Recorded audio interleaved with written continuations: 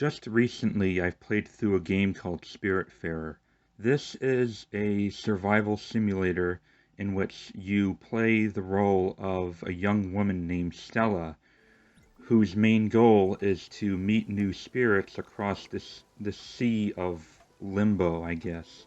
These are spirits of the recently deceased, and you help them Mm-hmm. basically move on to the afterlife and complete all their requests, all their resolutions and stuff like that. Mm-hmm. And it absolutely devastated me.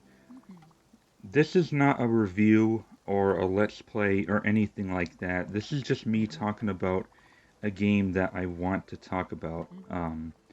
In my previous video, I talked about games that I regret putting on my top 10 or top 5 games from that year.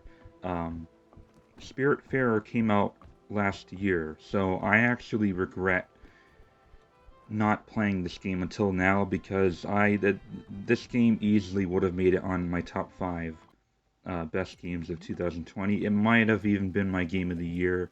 As much as I love Ghost of Tsushima, I think I love Spiritfarer just a little bit more. Throughout most of the game, you basically get to know each spirit and help them, and you house them. You build houses for them. You can improve their houses to make them happier. You can learn what they like to eat. You can feed them their favorite meals, and you get to know these spirits very well and their internal conflicts and what's going on or what was going on in their life. And by the end of their own journey, you gotta let them go, and you gotta, you know, have that courage to make a trip to the Everdor to let them go, and it fucking hurts. I've never experienced this level of grief of like a lost character in a video game as much as this. It's actually hauntingly relatable. Um, when you know that death is inevitable and it happens to everyone and everything, sooner or later we all die. And it's something that a lot of us don't really think about, and it's also something that a lot of us take for granted is time.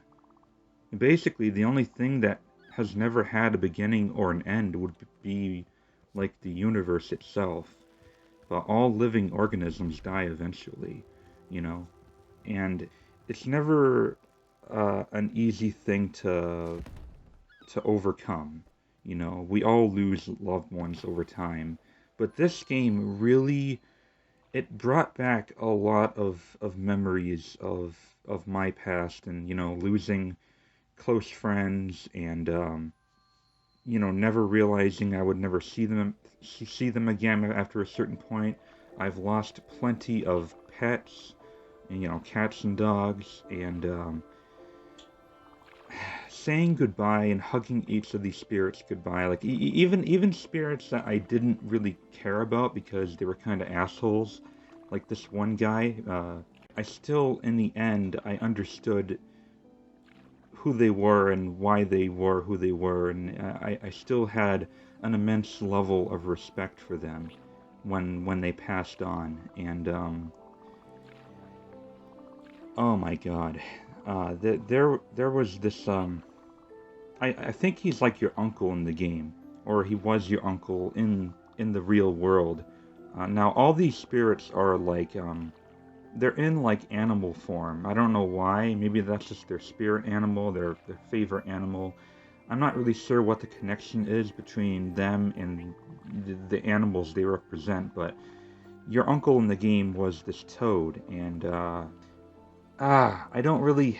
Okay, from this point on, there's gonna be spoilers. So if you guys don't want to listen to this, if you haven't beaten the game yet or whatever, and you don't want to hear plot points, then I'd stop watching now. I have to talk about certain spoilers in order to really get everything off my chest. You had an uncle, and apparently he left you in the real world, and he leaves without telling anyone in this realm too. Just out of nowhere, once you complete everything he wants you to complete, like that's it. He just leaves. Whereas most other people, they just, they tell you it's time for them to move on. He just, and that kind of reminded me of when my my best friend from college killed himself without telling anyone back in 2016. And it brought back that level of emptiness that I felt. It was just a very abrupt and very upsetting. Um, that's not even the saddest part in this whole game for me. The saddest part was this one lady. This one lady was really old, and I think she was like a hedgehog in real in the game world. And she ended up getting dementia, and she started forgetting who she was or where she was or who you were. And she also had trouble walking to her room, so I had to like place her house on deck level and just kept walking her to her house. And I regret not capturing any of her gameplay because I just forgot. I was too busy bawling my fucking eyes out. Um,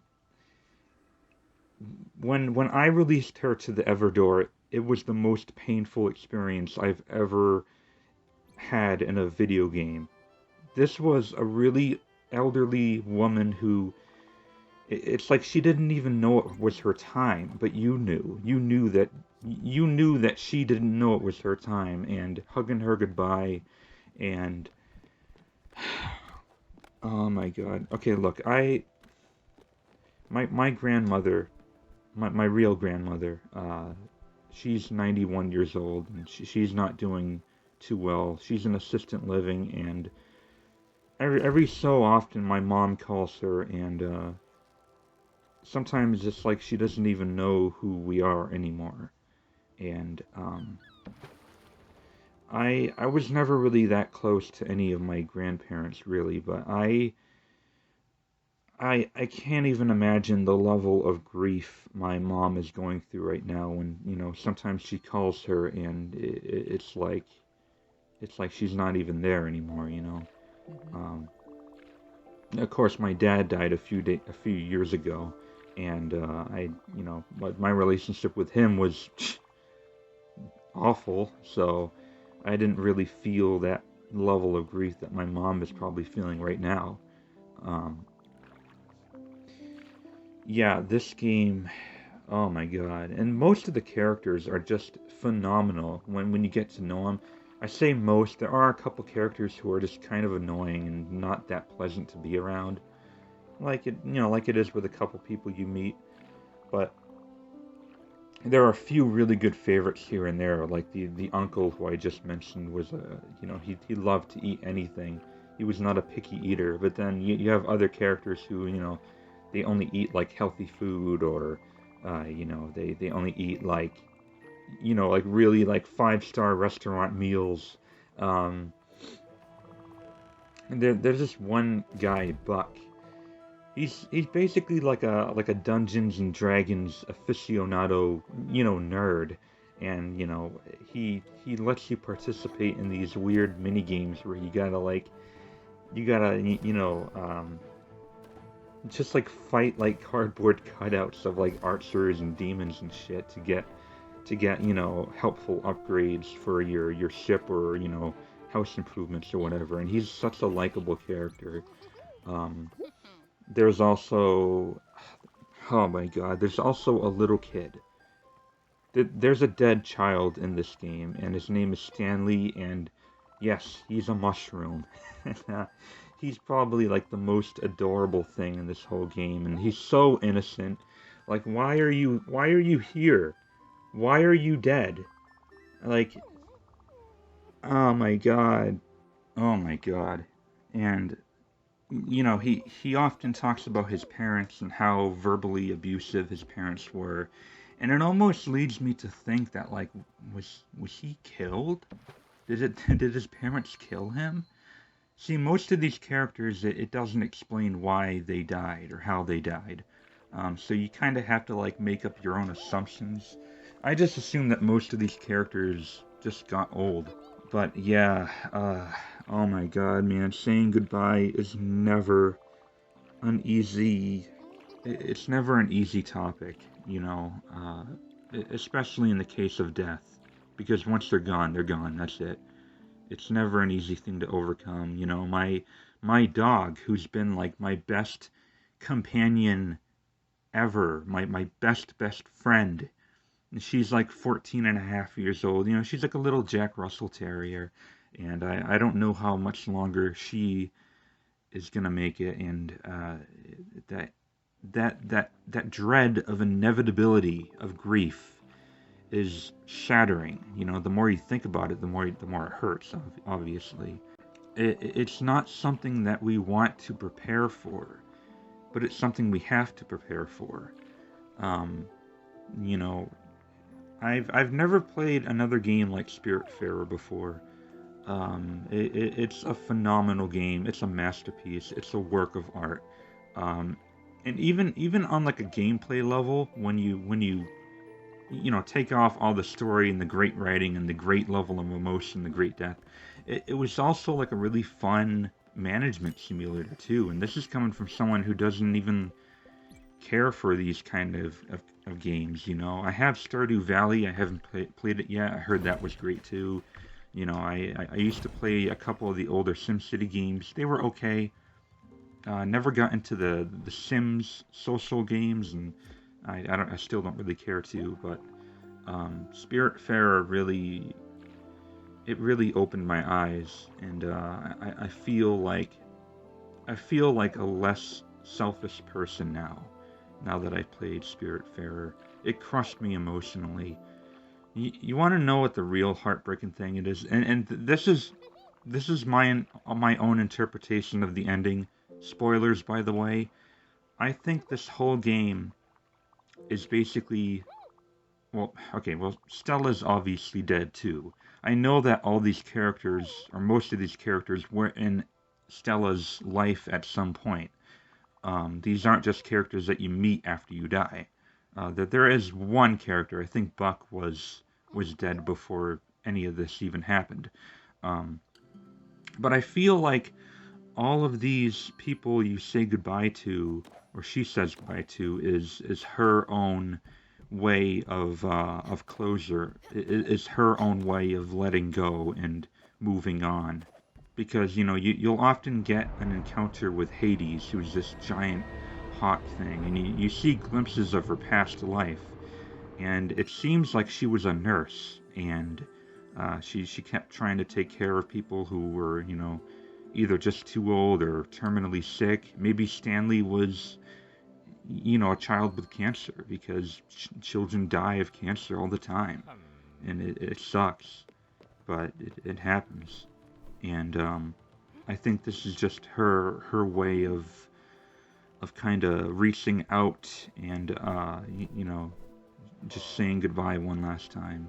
And yeah, this game got to me. There were a few times where it got too real, and I just had to take a break and step back for a couple hours anyway.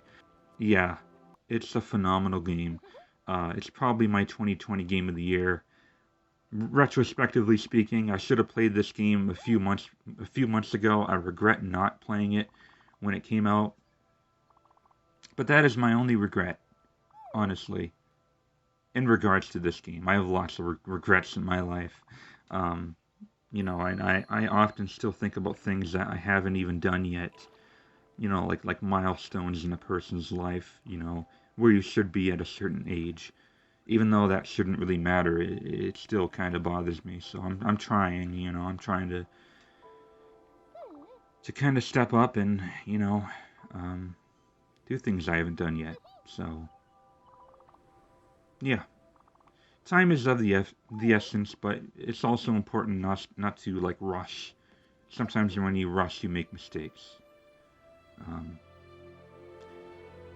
so yeah, I think that's gonna be it, guys. If you enjoy management simulations, definitely give this game a try, if you haven't yet. And for those who want like a game with a strong moral message, definitely pick this up. You will cry unless you're like a sociopath who has like no concept of sympathy. Like you're gonna cry if you have a heart. You're gonna cry if you felt grief before, because it's definitely gonna bring you back to those moments where you have grieved heavily before in your life. It is a wonderful game. It's a very beautiful game. The music is incredible. The art style is very cartoony and innocent. It was just a phenomenal video game, and I might play through it again.